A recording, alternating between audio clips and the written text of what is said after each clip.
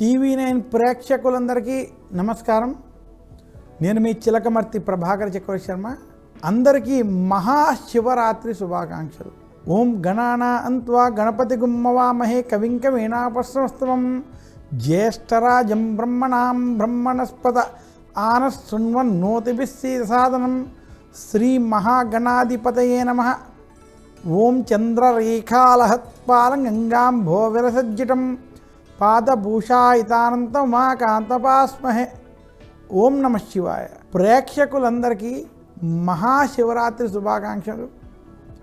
మహాశివరాత్రి సందర్భంగా శివరాత్రి వైభవం ఏమిటి, శివరాత్రి యొక్క విశిష్టత ఏమిటి, శివరాత్రికి సంబంధించినటువంటి పురాణ ఇతివృత్తం ఏమిటి, ఇటువంటి నియమాలను పాటించడం చేత మనకి శివుని యొక్క అనుగ్రహాన్ని పొందవచ్చు అనేటువంటి అనేక విషయాలకు సంబంధించినటువంటి ఈ ప్రత్యేక కార్యక్రమంలోకి స్వాగతం.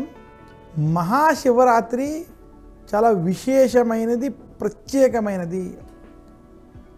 మన సనాతన ధర్మంలో, హిందూ ధర్మంలో 5 రకాల శివరాత్రులు ఉన్నాయని మన పెద్దలు తెలియజేశారు. ఏ వ్యక్తి అయితే నిత్యము శివారాధన చేస్తున్నాడు, నిత్యము శివారాధన చేస్తూ శివాభిషేకం చేస్తూ ఉంటే దాన్ని నిత్య శివరాత్రి అని. అలాగే మనకి ప్రతి మాసంలో 2 పక్షములు ఉంటాయి, శుక్లపక్షము, కృష్ణపక్షము. ఈ శుక్ల కృష్ణ పక్షాల్లో వచ్చేటువంటి చతుర్దశి తిథి, శుక్ల చతుర్దశి, కృష్ణ చతుర్దశి తిథి రోజున ప్రత్యేకంగా శివారాధన చేస్తే దాన్ని పక్ష శివరాత్రి. అలాగే ప్రతి మాసంలో వచ్చేటువంటి ఆ మాసము యొక్క కృష్ణపక్షంలో వచ్చేటువంటి చతుర్దశి రోజు కనుక విశేషంగా శివారాధన, శివ పూజలు చేస్తే దాన్ని మాస శివరాత్రి అని. సంవత్సరంలో ఒక్కసారి వచ్చేటువంటి మాఘమాస శుక్లపక్ష చతుర్దశి లింగోద్భవ కాలం జరిగినటువంటి రోజు దాన్ని మహాశివరాత్రిగా చెప్పడం జరిగింది. ఈ 4 కాకుండా ఒక 5వ శివరాత్రి యోగ శివరాత్రి. యోగులు ధ్యానములో ఆ యొక్క ఈశ్వరుణ్ణి, బ్రహ్మ పదార్థాన్ని, బ్రహ్మమును దర్శించేటువంటి రాత్రిని యోగ శివరాత్రిగా కూడా చెప్తారు. ఈ రకంగా మనకి 5 రకాల శివరాత్రులు ఉన్నాయన్నారు. ఈ 5 రకాల శివరాత్రుల్లో మహాశివరాత్రి యొక్క వైభవం ఏమిటి, విశిష్టత ఏమిటి అంటే మాత్రం ప్రతి మానవుడు జీవితంలో నిత్య శివారాధన చేయాలి. అలా నిత్యము శివారాధన నేటి ఆధునిక పరిస్థితుల్లో చేయలేని పక్షంలో, మాస శివరాత్రులు వంటివి చేయలేని పక్షంలో ఒక్క మహాశివరాత్రి రోజు లింగోద్భవ కాల సమయంలో ఈశ్వరుని పూజించినటువంటి వారికి భక్తి శ్రద్ధలతో, చందనముతో, భస్మముతో, గంగాజలముతో, పంచామృతాలతో, బిల్వ పత్రాలతో ఈశ్వరుని అభిషేకం చేసినటువంటి వారికి శివానుగ్రహం చేత ఆ సంవత్సరం మొత్తం శుభ ఫలితాలు కలుగుతాయని శాస్త్రాలు తెలియజేశాయి. ప్రతి సంవత్సరం వచ్చేటువంటి మాఘమాస కృష్ణపక్ష చతుర్దశిని మహాశివరాత్రిగా జ్యోతిషశాస్త్రం చెప్పింది. ఈ మహాశివరాత్రికి సంబంధించినటువంటి శివపురాణం, బ్రహ్మపురాణం వంటి పురాణాలని ఆధారం చేసుకుని ఈ శివరాత్రికి ఉన్నటువంటి పురాణ కథ ఈ రకంగా ఉంది. పూర్వం బ్రహ్మ విష్ణువుల మధ్య ఎవరు గొప్ప అనేటువంటి వాదన ఏర్పడిందట. ఆ వాదన కొనసాగుతూ నేనే గొప్ప అంటూ యుద్ధ వాతావరణానికి లోనైందని.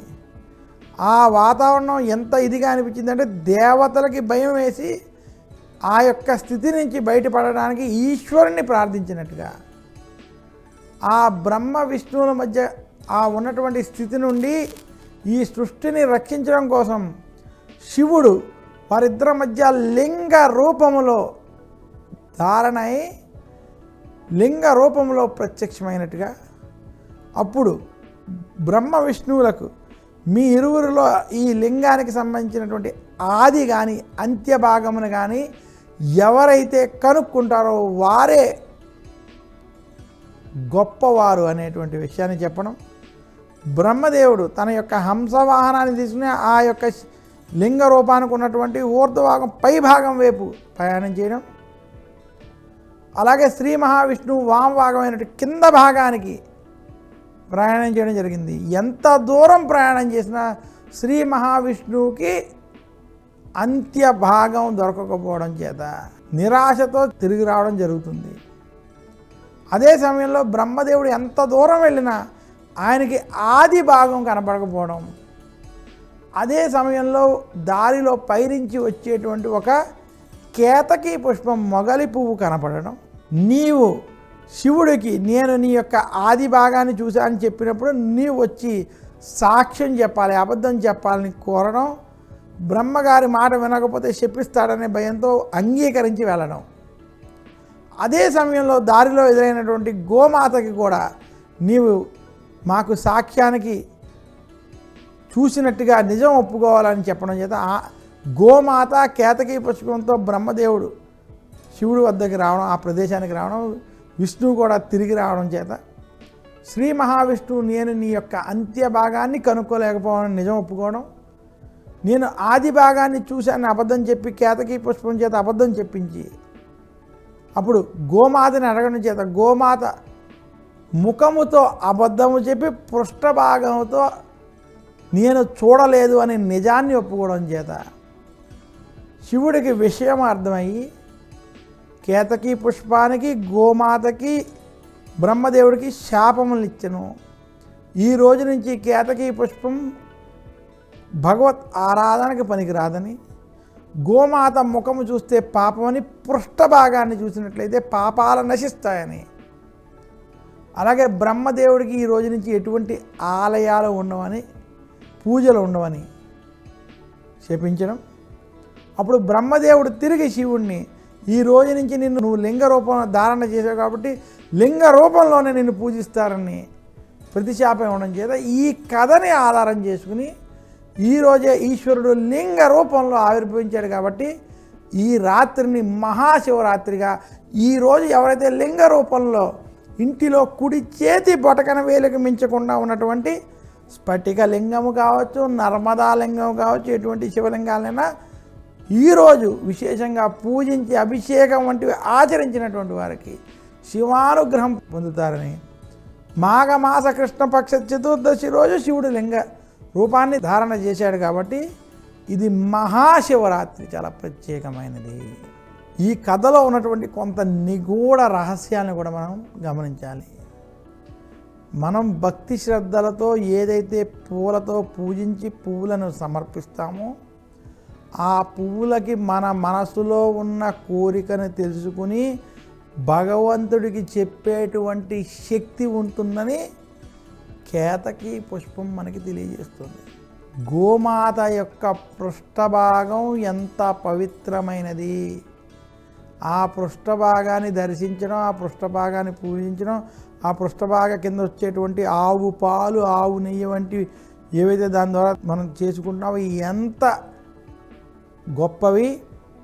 ఆ పృష్ఠభాగం నుంచి వచ్చేటువంటి గోమయం, గోపేడ వంటివి క్రిమికీటకాలు సంహరించడానికి, ఆయిల్ అండ్ గ్యాస్ వంటి ఉత్పత్తి చేసుకోవడానికి, అలాగే గోమాతకి సంబంధించినటువంటి కొన్ని ద్రవ్యాలని ఔషధాలలో ఉపయోగించడానికి ఇవి ఎంత ఉపయోగపడతాయనేటువంటి విషయాలని ఈ కథలో నిగూఢంగా మనం అర్థం చేసుకోవాలి. ఈ రకంగా మహాశివరాత్రి వైభవం సందర్భంగా ఎవరైతే ఈ శివపురాణానికి సంబంధించినటువంటి లింగ ఆవిర్భావానికి సంబంధించినటువంటి ఈ కథని తెలిసి కానీ తెలియక కానీ శివరాత్రి రోజు వింటారో, ఆ ఈశ్వరుని స్మరించుకుంటారో వారికి ఉన్నటువంటి పాపములు నశిస్తాయి, శివానుగ్రహం కలుగుతుంది.